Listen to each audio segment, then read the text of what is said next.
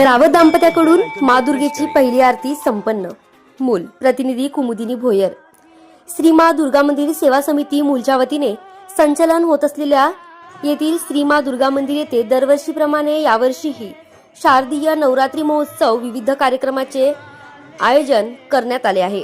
आज दिनांक 22 सप्टेंबर सकाळी 8:30 वाजता मंदिर सेवा समितीचे सदस्य रुपल संतोष सिंह रावत व त्यांच्या अर्धांगिनी भाग्यश्री उर्फ मोना रुपल रावत यांच्या हस्ते विधिवत पूजन करून घट स्थापित करण्यात आला।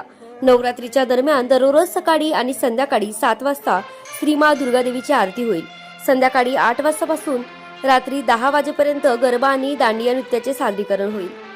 नवरात्री महोत्सव आयोजन समितीचे संयोजक राकेश रत्नावार, रुपल रावत, दीपक गोयल, सुनील मंगर, लोमेश नागापुरे, राजेश रावत, विवेक मुत्तेलवार, संदीप मोहबे तसेच अनेक भाविक या आरतीला मोठ्या संख्येने उपस्थित होते।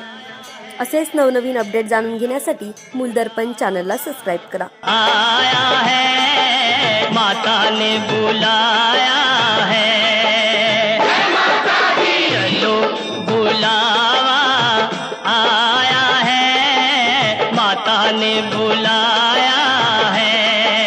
ओ ऊंचे पर्वत पे रानी माँ ने दरबार हरे